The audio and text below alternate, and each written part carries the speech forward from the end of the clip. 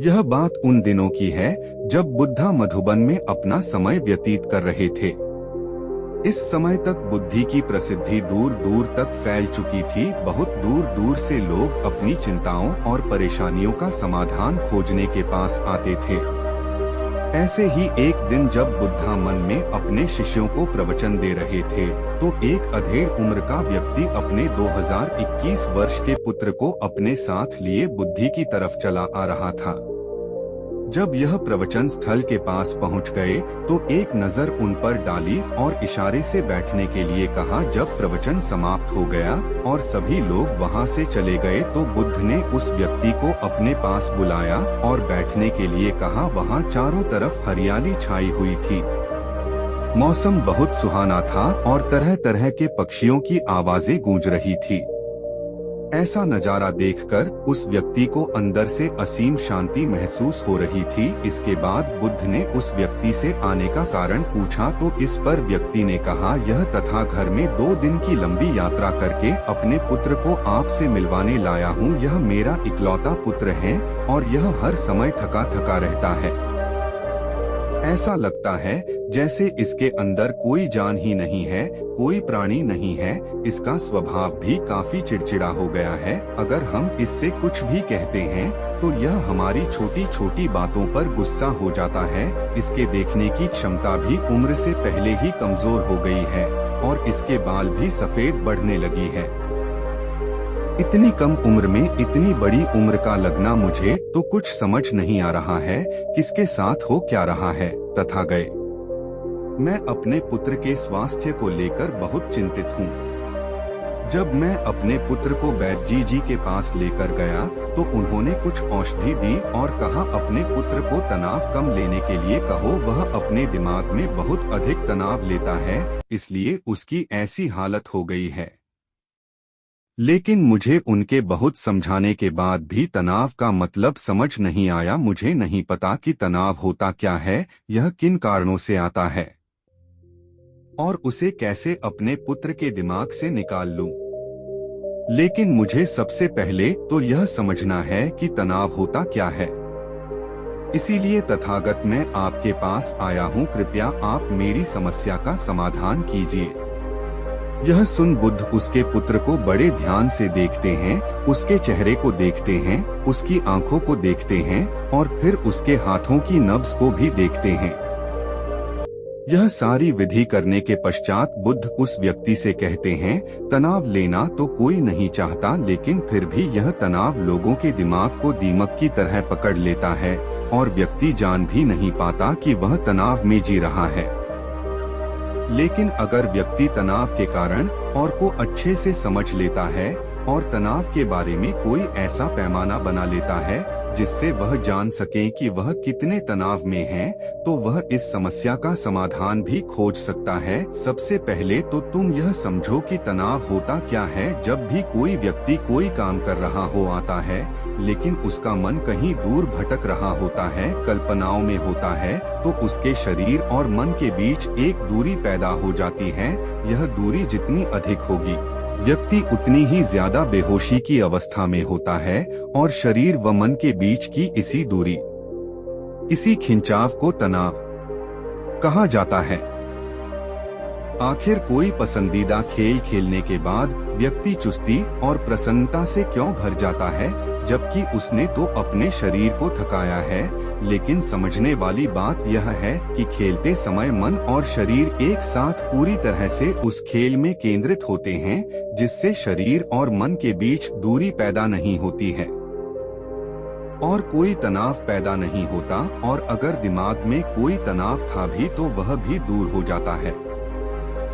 लेकिन इसके विपरीत जब हम कोई ऐसा काम करते हैं जो हमें पसंद नहीं है, तो हमारा ससुर तो उस काम को कर रहा होता है, लेकिन हमारा मन कहीं दूर कल्पनाओं में भटक रहा होता है, जिससे शरीर और मन के बीच एक दूरी पैदा हो गई और तनाव ने जन्म ले लिया। इसीलिए व्यक्ति को एक समय पर सिर्फ एक ही काम करना चाहिए और अपने तन और मन की सारी शक्ति उसी एक काम पर लगा देनी चाहिए जिससे व्यक्ति के अंदर तनाव पैदा ही न हो। इसके बाद बुद्ध ने कहा, तनाव पैदा होने के मुख्य 8 कारण होते हैं और जिसने इन कारणों को समझ लिया वह जीवन भर तनाव मुक्त रह सकता है। मुख्य कारणों में सबसे पहला कारण है अति महत्वाकांक्षी होना। महत्वाकांक्षी होना अच्छी बात है, लेकिन क्या कभी आपने इस बात पर ध्यान दिया है कि इंसान के लक्ष्य कभी पूरी ही नहीं होते। उसका एक लक्ष्य पूरा हुआ नहीं कि वह दूसरे की तरफ भागने लगता है,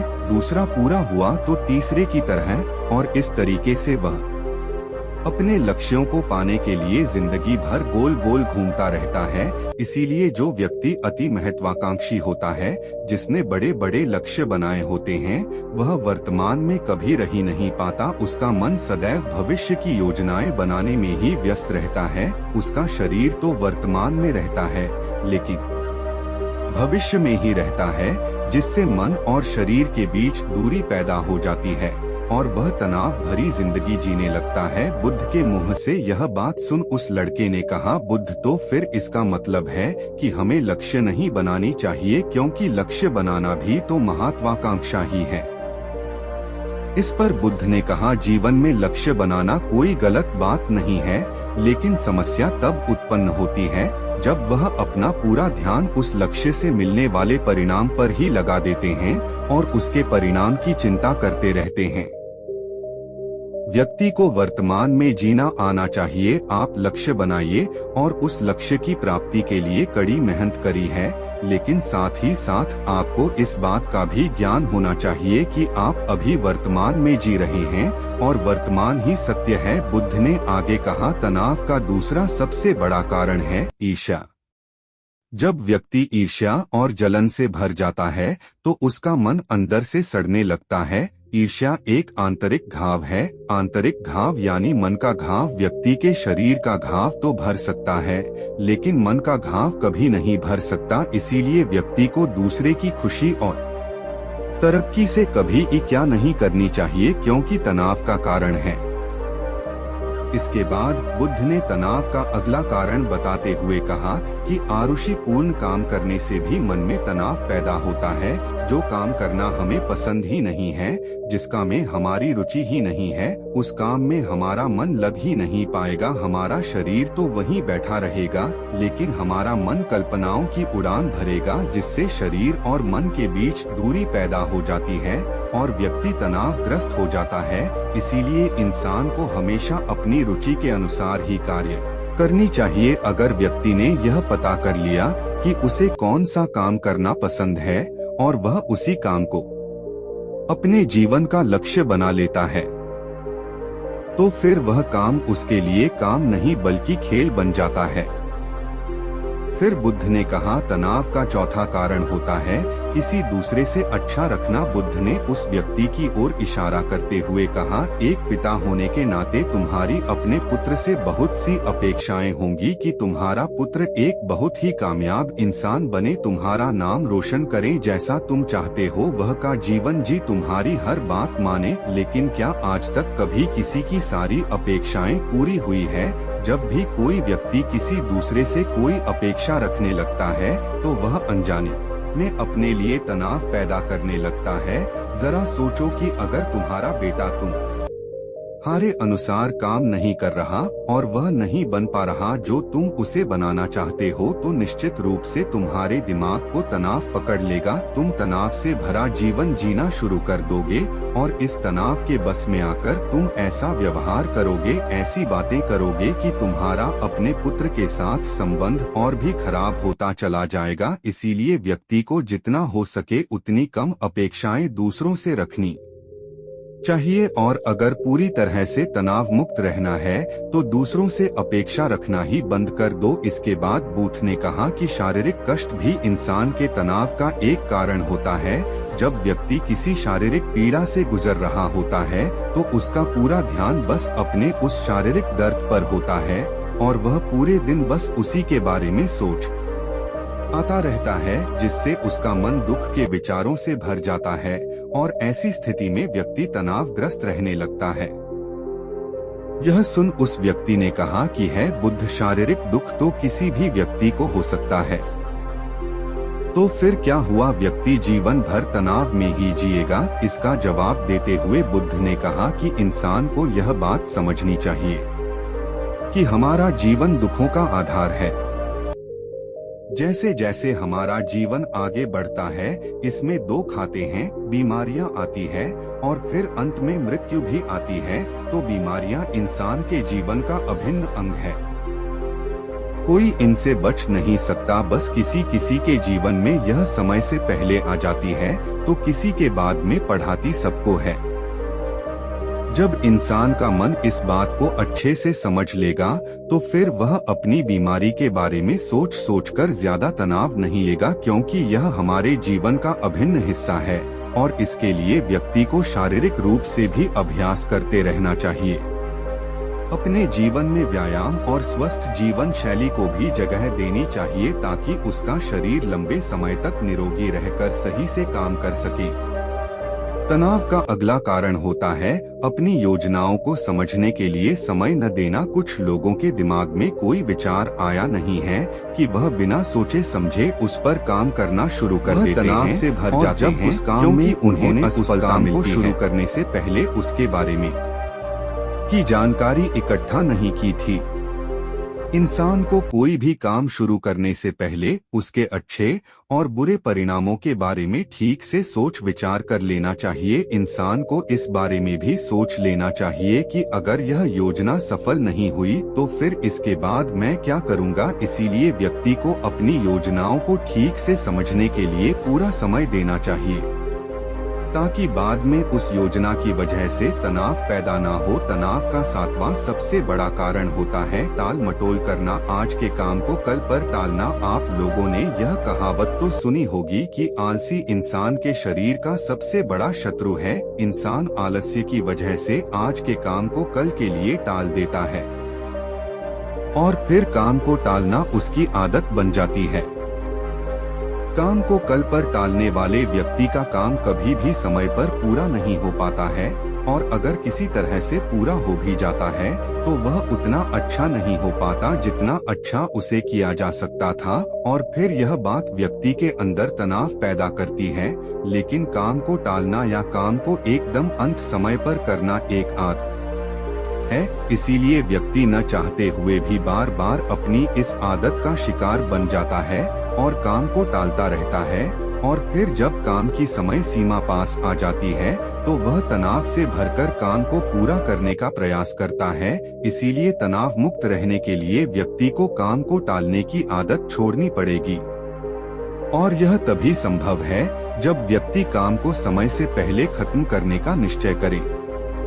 सबसे आखिरी और सबसे प्रमुख कारण जो तनाव का होता है वह है ज्यादा सोचना। लगातार सोचते रहना भी एक बीमारी है और यह उस व्यक्ति में सबसे ज्यादा पाई जाती है जो कपोल कल्पनाएं करता है, जो अतीत की घटनाओं और भविष्य की बातों के बारे में सोचता रहता है, जो बेवजह के अनुमान लगाता रहता है। इसीलिए व्यक्ति को ज्यादा सोचने की आदत पर लगाम लगाना चाहिए। इसके लिए जितना हो सके खुद को काम में व्यस्त रखना चाहिए और हर दिन ध्यान का अभ्यास करने को अपने जीवन का हिस्सा बना लेना चाहिए। बुद्ध के मुंह से यह सारी बातें सुनकर उस व्यक्ति ने हाथ जोड़कर कहा, बुद्ध, मेरा पुत्र तो अभी मात्र 20 वर्ष का ही है और इसमें अभी इतनी समझ भी नहीं है कि यह आपकी बताई सारी बातों का एक साथ पालन कर सके। आप कृपया करके तनाव मुक्त रहने का कोई आसान सा तरीका बता दें जिससे मेरा बेटा उसका अनुसरण भी कर सके और तनाव मुक्त भी रह सके। उस व्यक्ति की यह प्रार्थना सुन बुद्धि ने कुछ सोचते हुए जवाब दिया, अगर तुम इतनी सारी बातों का पालन नहीं कर सकते तो इसके लिए एक बहुत ही आसान विधि है।